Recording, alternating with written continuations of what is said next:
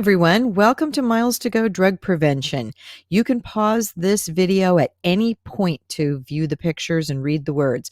This is Kelly Townsend. Some of you remember me as Dr. Kelly, the drug lady. Some of you like to be a little more formal and call me Dr. Townsend. So remember, we used to meet at school, but now things are going to be a little bit different. We are going to meet over the computer.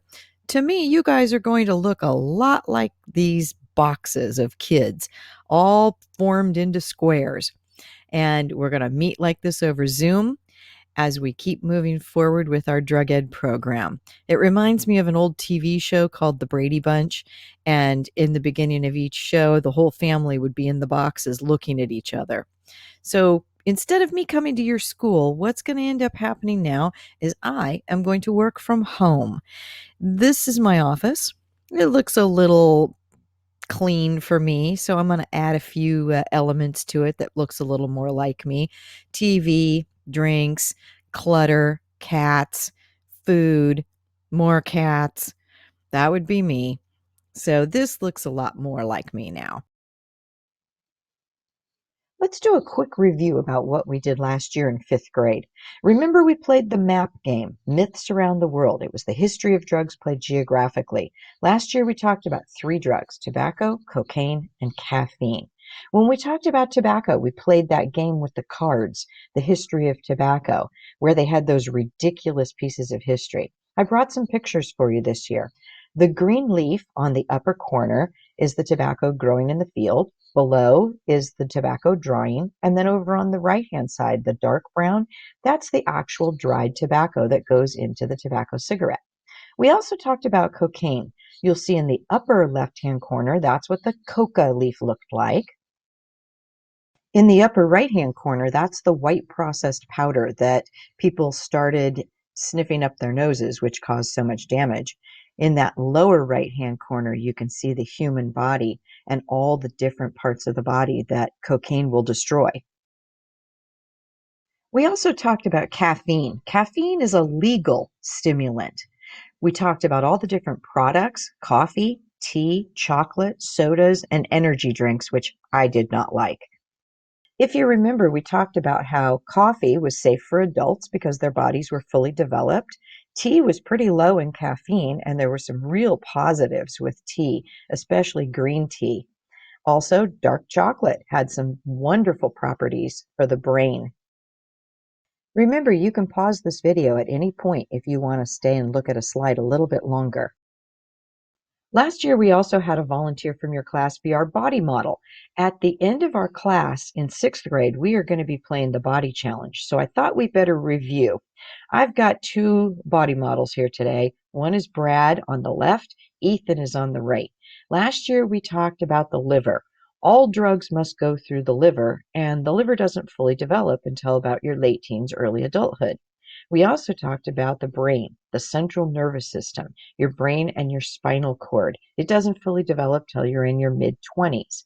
You'll notice that Ethan is modeling his heart.